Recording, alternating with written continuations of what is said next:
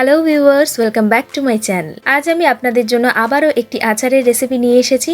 আজ আমি করব চালতার টক মিষ্টি আচার। আমরা অনেকেই কিন্তু চালতার আচার খেতে পছন্দ করি এবং এটি কিন্তু আমাদের শৈশবের কথা মনে করিয়ে দেয়। আমি কিভাবে চালতার আচার তৈরি করি সেটিই কিন্তু আজ আমি আপনাদের সঙ্গে শেয়ার করব।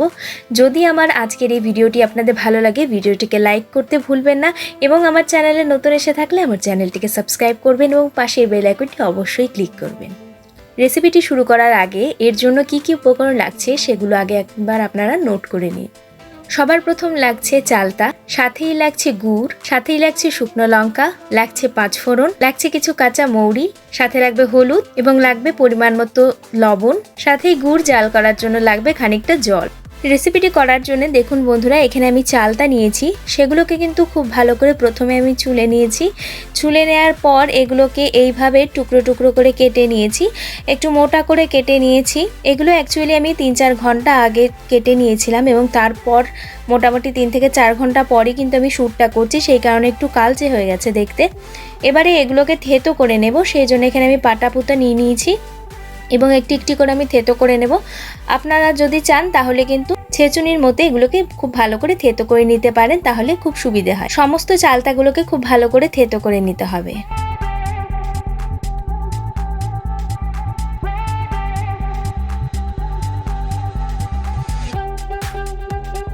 দেখুন বন্ধুরা, আমি এই দুটো টুকরো থেতো করে আপনাদের দেখিয়ে দিলাম। একইভাবে সমস্ত চালতাগুলোকে কিন্তু থেতো করে নিতে হবে।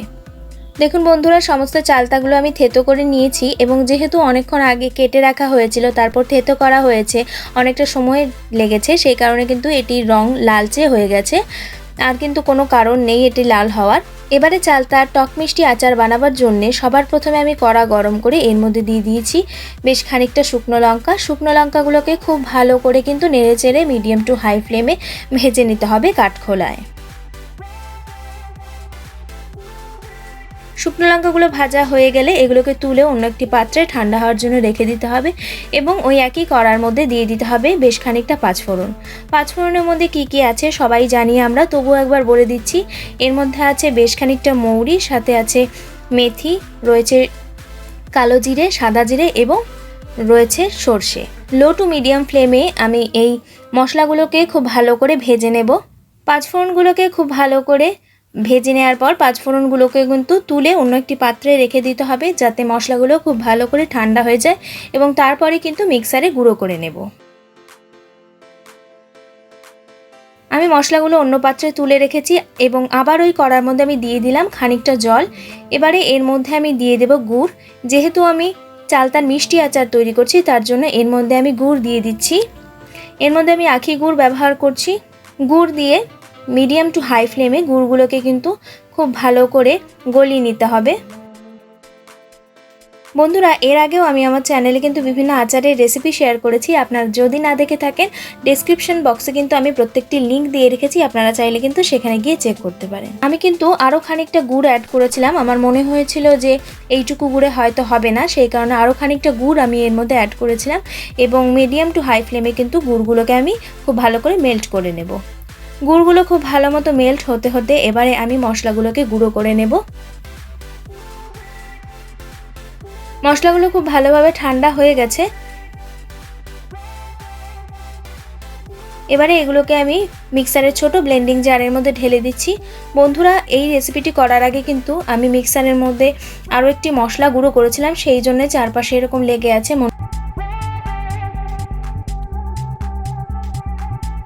এগুলো খুব ভালো করে গুঁড়ো করে নিয়েছি আমি। এবার আপনাদের দেখিয়ে দিচ্ছি আমার ঠিক যেই রকম মশলার গুঁড়োর প্রয়োজন সেই রকম মশলা কিন্তু গুঁড়ো হয়ে গেছে এবং মশলা গুঁড়ো করতে করতে কিন্তু গুড়টাও খুব ভালো মতো মেল্ট হয়ে গেছে। এবারে এই মেল্ট হয়ে যাওয়া গুড়ের মধ্যে আমি দিয়ে দেব থেতো করে রাখা চালতাগুলো এবং চালতাগুলো দিতে দিতে একই সঙ্গে কিন্তু আমি খুন্তি দিয়ে নেড়েও দেব, যাতে খুব ভালো মতো মিক্স হয়ে যায়। খুব ভালো মতো নেড়ে চেড়েও দিচ্ছি, সাথে আমি বাকি চালতাগুলোও দিয়ে দিচ্ছি এবং ফ্লেমটাকে কিন্তু আমি হাই ফ্লেমে রেখেছি। খুব ভালো করে মিলিয়ে নেওয়ার পর এর মধ্যে আমি দিয়ে দিচ্ছি পরিমাণ মতো নুন। বন্ধুরা, আচারে কিন্তু নুনটা একটু বেশি দিতে হয় যেহেতু টক রয়েছে এবং আচারের মধ্যে কিন্তু টক মিষ্টি সমান না হলে খুব একটা ভালো লাগে না। লবণ দিয়ে দেওয়ার পর খুব ভালো মতো আমি আবারও মিলিয়ে নিচ্ছি সমস্ত কিছু। চেষ্টা করবেন বন্ধুরা লবণটা প্রথম পর্যায়ে দেওয়ার, কেননা পরবর্তীতে যদি দিতে দেন তাহলে অনেক ক্ষেত্রে কি হবে, যখন চালতাগুলো একটু আঠালো ভাব হয়ে আসবে তখন হয়তো জায়গায় জায়গায় লবণটা পৌঁছবে এবং জায়গায় জায়গায় পৌঁছবে না। এই পর্যায়ে কিন্তু আমি ফ্লেমটা মিডিয়াম টু হাইয়ে রেখেছি। এবারে এর মধ্যে আমি দিয়ে দিচ্ছি পরিমাণ মতো হলুদ গুঁড়ো, একই সঙ্গে দিয়ে দিচ্ছি কাঁচা মৌরি। এবারে সমস্ত কিছু আবারও মিলিয়ে নিচ্ছি। ফ্লেমটাকে ওই একই লো টু মিডিয়াম ফ্লেমে রেখে আমি খুব ভালো করে চালতাগুলো যাতে আঠালো ভাব হয়ে আসে সেই জন্য অপেক্ষা করব। মোটামুটি 4 মিনিট থেকে 5 মিনিট পর আমি এর মধ্যে অ্যাড করছি যে মশলাটা রেডি করে নিয়েছি সেই মশলাটি। এবার আমি আবারও খুব ভালো করে নেড়েচেড়ে মিলিয়ে নেব যাতে মশলাগুলো খুব ভালো মতো চালতার গায়ে লেগে যায়। দেখুন বন্ধুরা আচারটি কিন্তু অনেকটা আঠালো হয়ে এসেছে এবং আচার হয়ে যাওয়ার পর যখন এটা ঠান্ডা হবে তখন কিন্তু এটি আরও আঠালো হয়ে আসবে। আমি এবারে ফ্লেমটাকে আবারও মিডিয়াম টু হাইয়ে করে দিয়েছি এবং খুব ভালো করে নেড়েচেড়ে মিলিয়ে নিচ্ছি সমস্ত কিছু। আরও মোটামুটি 4 মিনিট খুব ভালো মতো মিডিয়াম টু হাই ফ্লেমে কুক করার পর দেখুন বন্ধুরা আমার আজকের এই চালতার টক মিষ্টি আচার কিন্তু তৈরি। আশা করি আমার আজকের এই চালতার টক মিষ্টি আচার আপনাদের ভালো লেগেছে। যদি ভালো লাগে ভিডিওটিকে লাইক করবেন, আমার চ্যানেলে নতুন এসে থাকলে চ্যানেলটিকে সাবস্ক্রাইব করতে ভুলবেন না। আজ তবে এইটুকুই, দেখা হবে আবারও আগামী দিনে নতুন আরেকটি রেসিপি নিয়ে। ভালো থাকবেন বন্ধুরা, সুস্থ থাকবেন।